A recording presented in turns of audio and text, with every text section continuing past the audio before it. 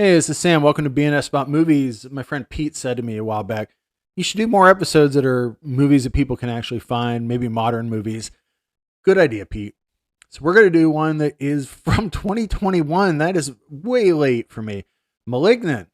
From the first time this movie was announced, it was called James Wan's Giallo film. A few thoughts on that. It's a Giallo as much as Suspiria's one.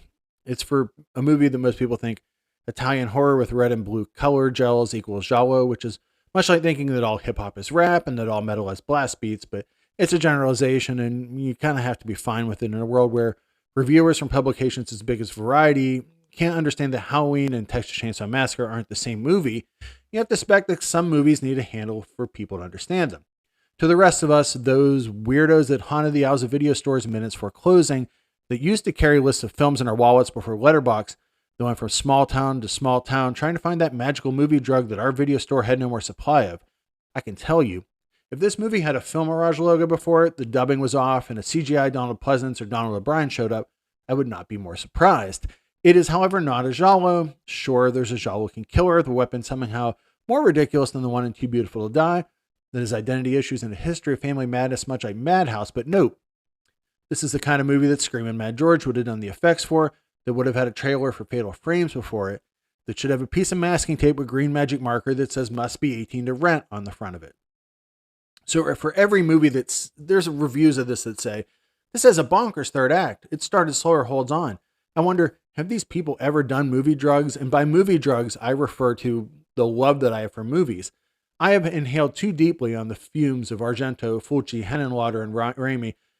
Hail to those mentioning Darkman for this movie. They keep getting called out in these reviews, as well as the heavier drugs like Full Moon, D'Amato, Lenzi, Stuart Gordon, Mattei, and so many more.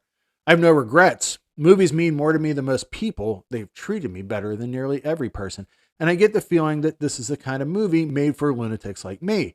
Make no mistake, no movie has made me laugh out loud more than Malignant the year it came out. And no movie made that year brought me more joy, because I love that someone gave one $40 million. Why, for people who say stuff like, why don't they make stuff like I, Madman or George Eastman's Metamorphosis anymore?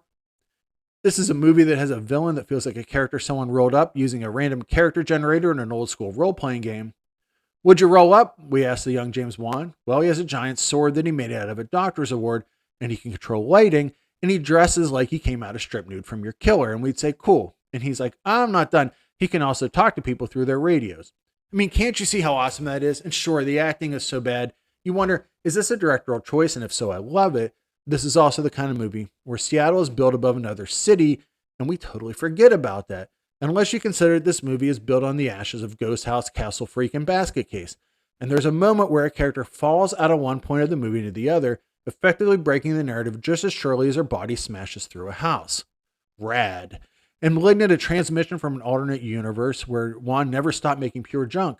And I say that with affection, like dead silence. Is someone trying not to make Hollywood sequels and screaming for help, sick of making superhero movies? Who can say? This was a mess, a glorious, ridiculous, unfocused mess packed with astonishing levels of gore and several upbeat songs that completely don't fit the film at all. I'm shocked it didn't have a scene where someone discussed who is more popular in Denver, Kim Basinger or Kelly LeBrock over a ham radio.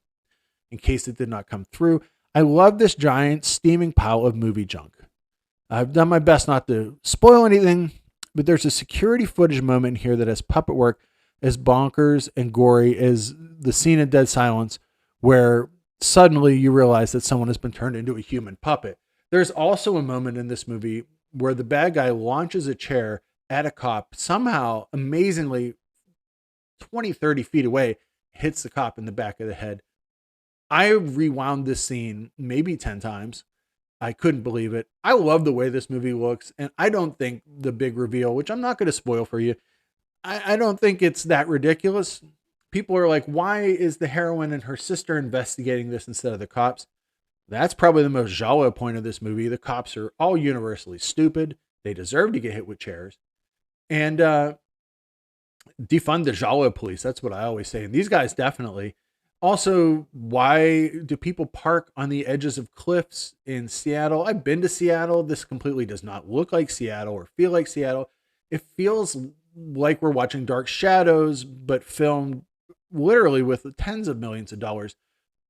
In a perfect world, we would find the directors of the 80s that labored under $100,000, $500,000 budgets and just say, hey, here's 40 million. Actually, here's a million. Here's 10 million. Get four of them and say, make four movies and here's the ideas. But James Wan wanted to make a movie that maybe no one liked except for me. And then I feel bad about it because it costs so much. I can't believe the budget on this. Strangely enough, this was on Max and now it's on Tubi. You can find it right next to the same junk that it wants to be. I guess that's the beauty of we don't have video stores anymore. So that's as close as we're going to get, right? Anyways, this is Sam. Thanks for listening to this episode of BNS About Movies. I hope you didn't mind me doing a movie that you can find easily or that was in the last few years. You can come to the site at bnsaboutmovies.com. You can email me at bnsaboutmovies@gmail.com and make a review, click the bell, whatever, all those things they say. I hope you have a lovely day.